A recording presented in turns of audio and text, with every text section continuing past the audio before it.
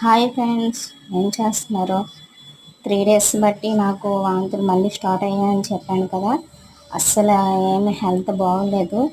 హాస్పిటల్కి వెళ్ళి రావడం. సెకండ్ బేబీకి అయితే హాస్పిటల్కి వెళ్తూనే ఉంటున్నాను. ఫస్ట్ బేబీకి అయితే నేను అంత జర్నీ చేయలేదు హాస్పిటల్కి వెళ్ళడం.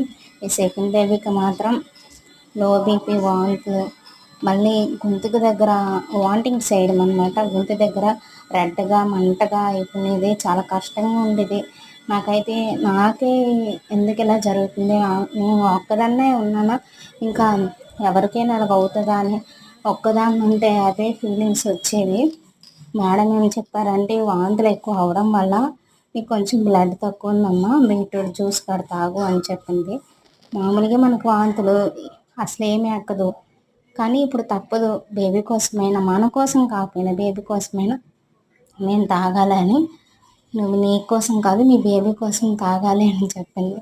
సరే మేడం అని చెప్పి ఇంకో ఈరోజైతే నైట్ డ్రై ఫ్రూట్స్ నానబెట్టుకున్నాను. వాల్నట్స్, బాదం, ఇంకా కొన్ని ఉంటాయి కదా అంజీరా ఫ్రూట్స్, అవన్నీ తిన్నాను. అంజీరా ఫ్రూట్స్ తిన్నా కూడా మంచిగా బ్లడ్ ఎక్కుతుంది అని చెప్పారనమాట. ఈ జ్యూస్ అయితే నాకు నచ్చదు, కానీ కళ్ళు మూసుకొని తప్పకుండా తాగాలి కాబట్టి తాగేసాను.